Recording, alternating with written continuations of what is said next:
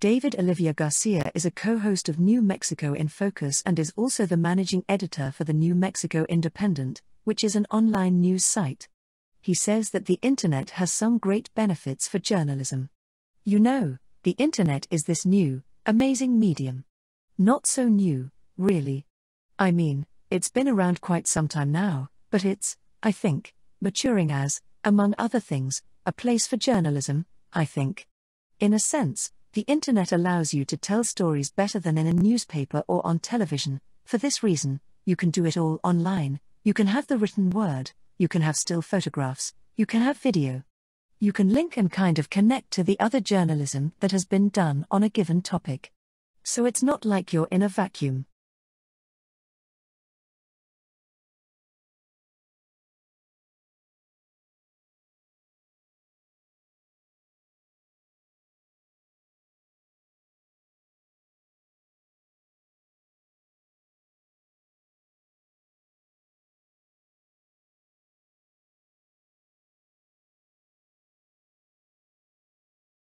During this period of time, there was a huge surge of activism taking place to reverse this discrimination and injustice. Activists worked together and used nonviolent protest and specific acts of targeted civil disobedience, such as the Montgomery bus boycott and the Greensboro Woolworth sit-ins, in order to bring about change. Much of this organizing and activism took place in the southern part of the United States. However, people from all over the country, of all races and religions, joined activists to proclaim their support and commitment to freedom and equality. For example, on August 28, 1963, 250,000 Americans came to Washington, D.C. for the March on Washington for Jobs and Freedom. They came to have their voices heard and listen to speeches by many civil rights leaders, especially Martin Luther King, Jr., who delivered what would become one of the most influential speeches in history.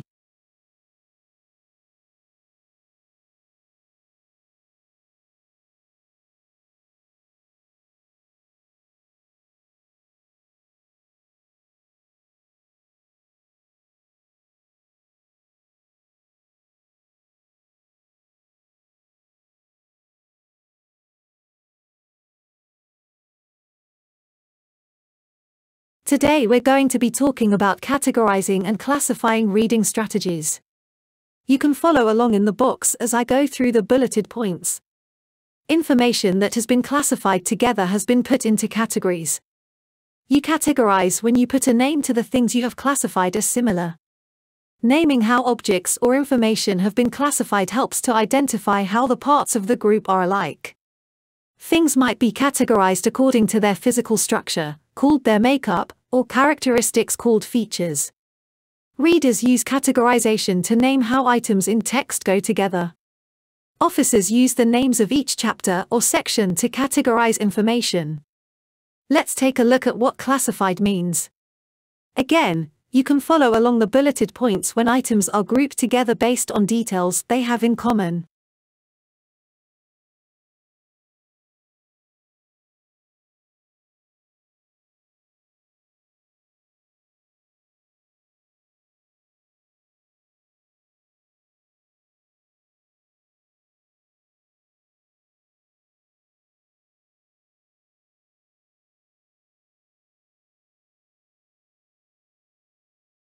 Can you describe it the way Miss Flowers taught us?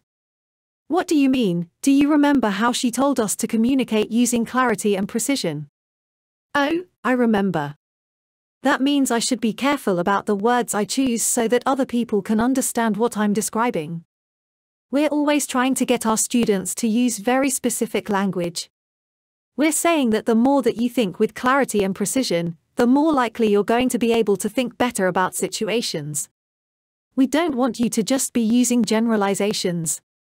We want you as young children to begin to realize how important it is to be specific. We want to urge children to use clear, precise language, and that if we detect vague language, we help them become more specific. I get it. It's way more clear now. I think it's a story in my head and really focused on it so I can tell you all the details. And I saw them perfectly.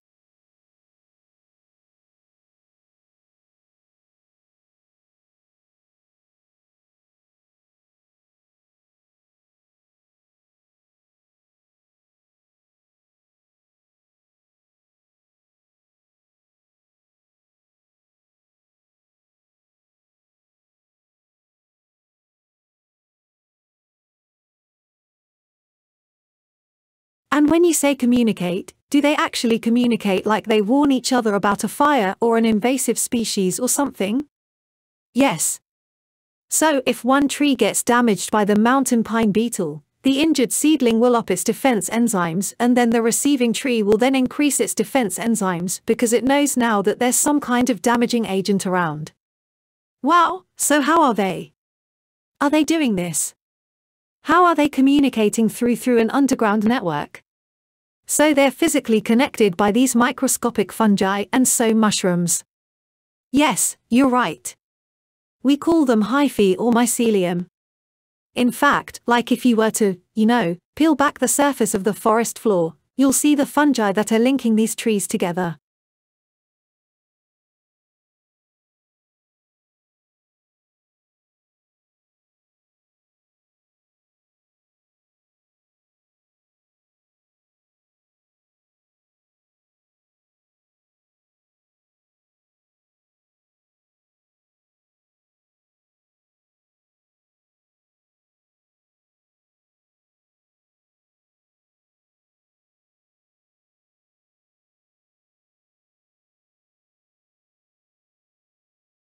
We can certainly try and pay for these things later on in life.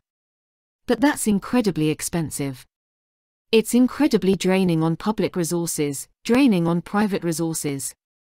And there are so many needs in the community.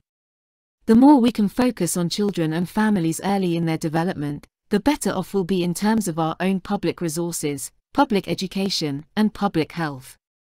The other thing that I would recommend is we think about linking the two together, right? We have these systems of health. We have these systems of education, but rarely are the two talking to one another. So in particular, in those early years, just before a child is born and then in through those first 5 years, it's critically important that we invest early on.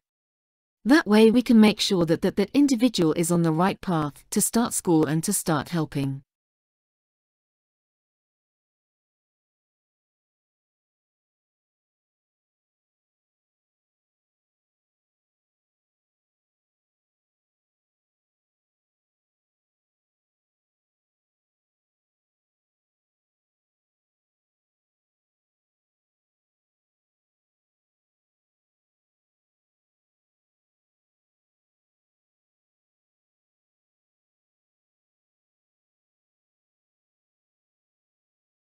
Economists tell us that for every dollar that we invest in a child's life before they turn 6 years old, returns over $7 of community benefits back to all of us.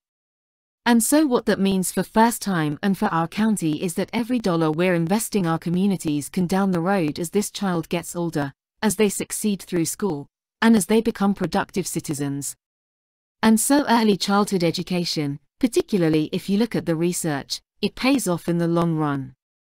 So it's really important for the business community and for the rest of our community to be focused on those aspects of early childhood education, particularly high-quality early education that pay off in the long run. We can pay for it now and invest well into a child's well-being, into kindergarten and then beyond.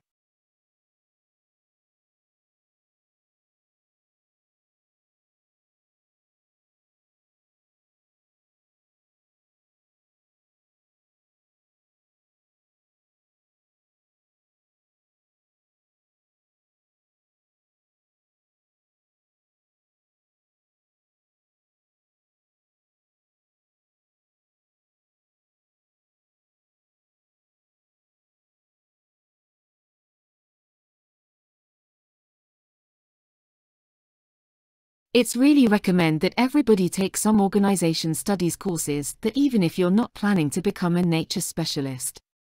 These courses will provide leadership skills that we've got courses such as his Rosen's on leadership development.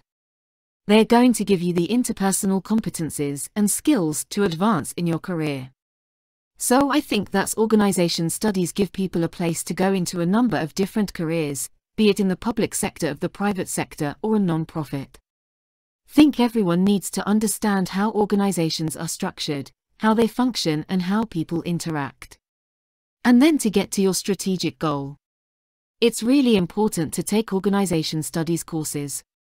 And I know it's a bit of a hard sell for a lot of students who are appearing in it.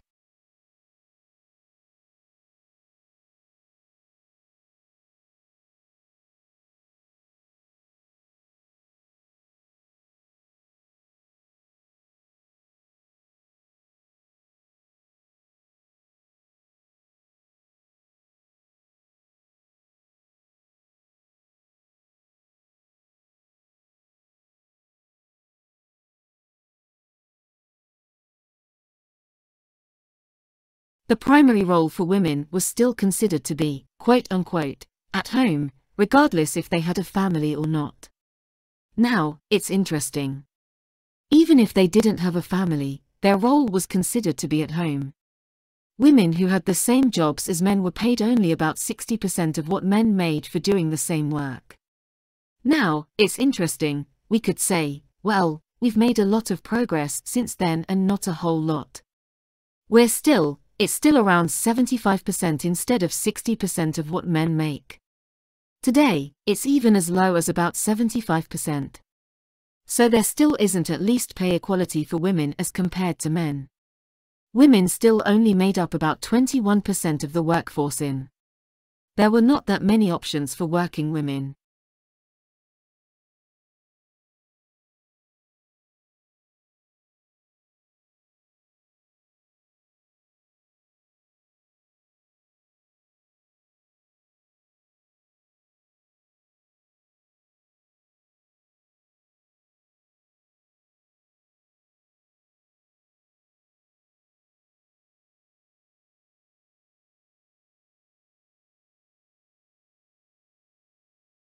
Folks, today I want to show you why that's wrong. I want to talk about the power of fashion and the ability it has to transform our lives.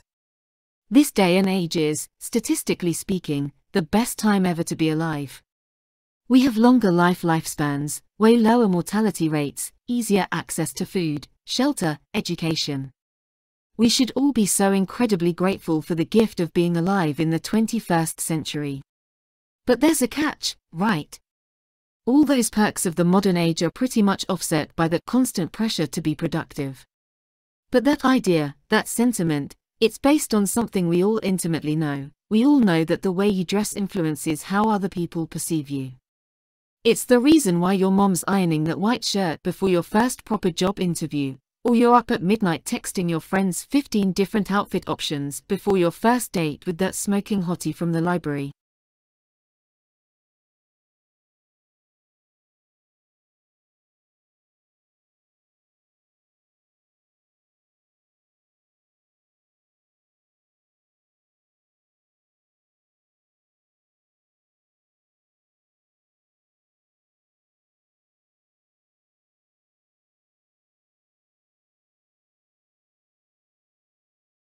All right, so when you are making an argument, you're going to construct an argument.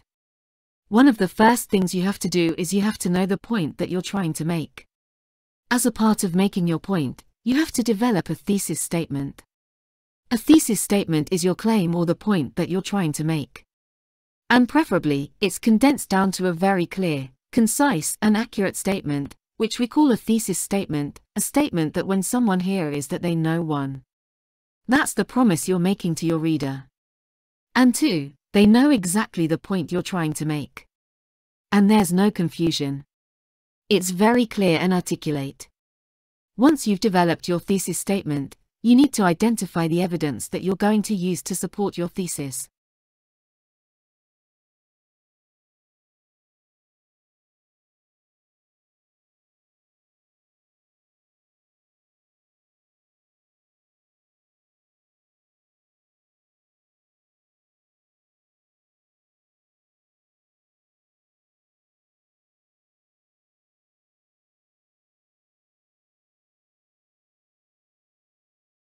A flower's color, however, isn't a foolproof guide to a good lunch. That's because the color can change depending on the angle at which sunlight hits its petals. A yellow flower, for example, may look somewhat blue from one angle and red from another. Scientists call this kind of color change iridescence. It's the same phenomenon that makes a rainbow appear in a soap bubble or on a CD, says Beverly Glover. She studies plants at the University of Cambridge in England. In 2009, Glover and her colleagues showed that even when petals look shimmery, bees can still tell which flowers likely hold food. But she and others noticed something odd about iridescence. It's not quite as flashy in plants as in other life forms, Glover says. The backs of jewel beetles or the wings of certain butterflies, for instance, shine and shimmer a lot more.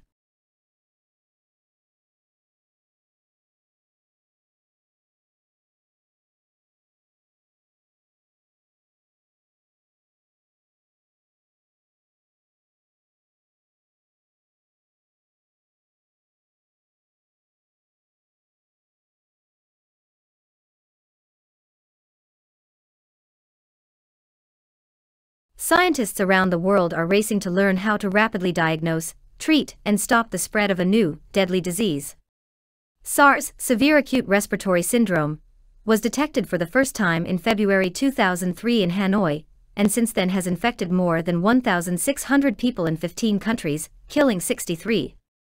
At this point, there are more questions than answers surrounding the disease. Symptoms start with a fever over 104 degrees Fahrenheit, chills, headache or body aches. Within a week, the patient has a dry cough, which might progress to shortness of breath. In 10% to 20% of cases, patients require mechanical ventilation to breathe. About 3.5% die from the disease.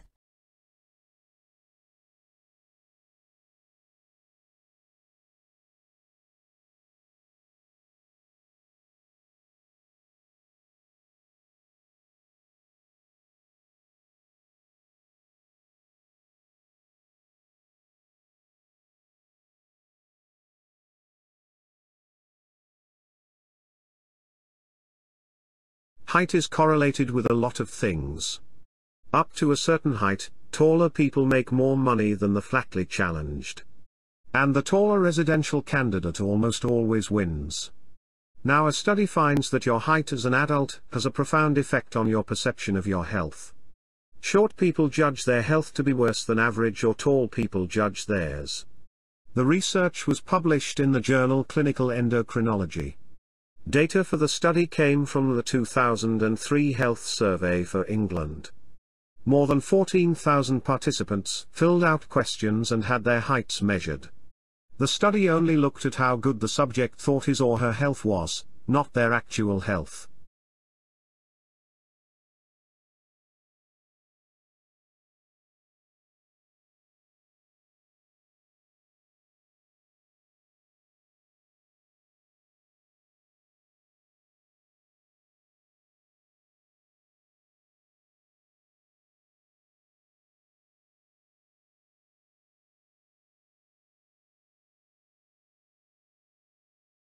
Questions focused on 5 areas: mobility, self-care, normal activities, pain or disgrace, and anxiety or depression.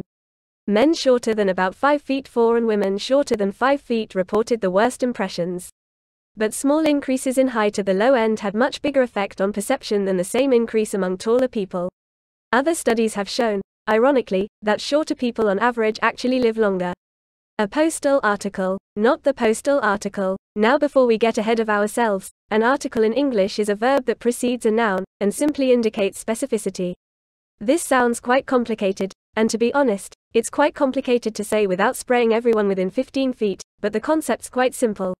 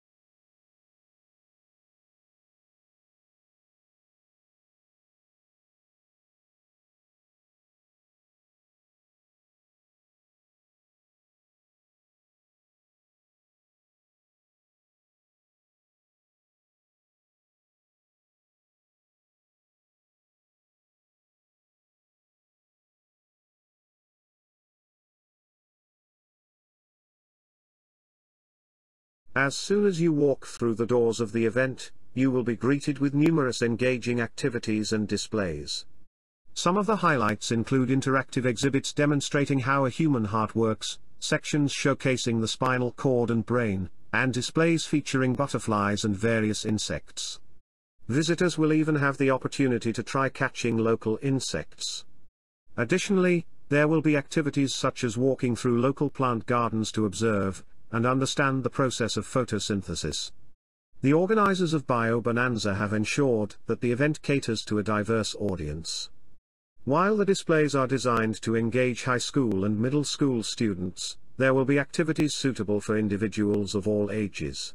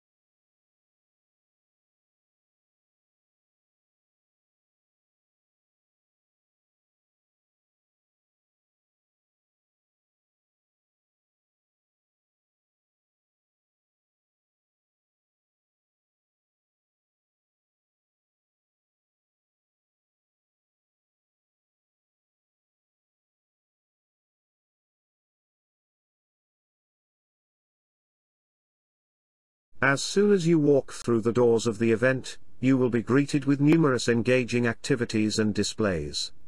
Some of the highlights include interactive exhibits demonstrating how a human heart works, sections showcasing the spinal cord and brain, and displays featuring butterflies and various insects. Visitors will even have the opportunity to try catching local insects. Additionally, there will be activities such as walking through local plant gardens to observe and understand the process of photosynthesis. The organizers of Bio Bonanza have ensured that the event caters to a diverse audience.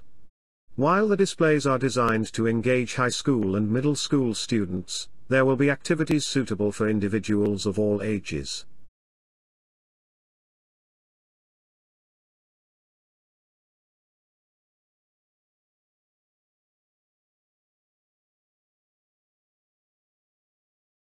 The development of methods of learning in humans is a complex topic that involves various social and cognitive processes.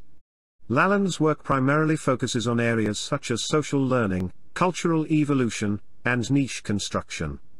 According to Lalonde and the emerging consensus among researchers in the field, the key to humanity's unique capacity for acquiring knowledge and skills lies in our ability to learn from other individuals within our social communities. Humans build upon a reservoir of shared knowledge through iterative processes, enabling the creation of increasingly efficient and diverse solutions to life's challenges. This process of communal knowledge acquisition and accumulation is a fundamental aspect of human culture, and it sets us apart from other animals.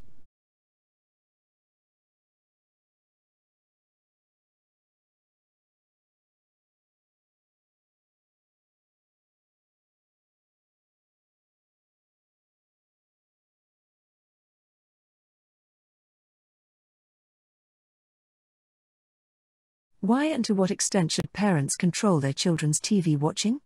There is certainly nothing inherently wrong with TV.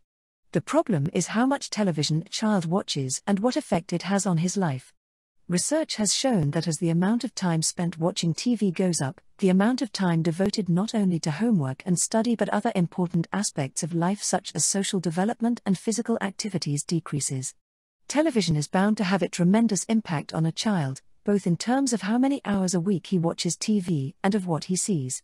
When a parent is concerned about the effects of television, he should consider a number of things: what TV offers the child in terms of information and knowledge, how many hours a week a youngster his age should watch television,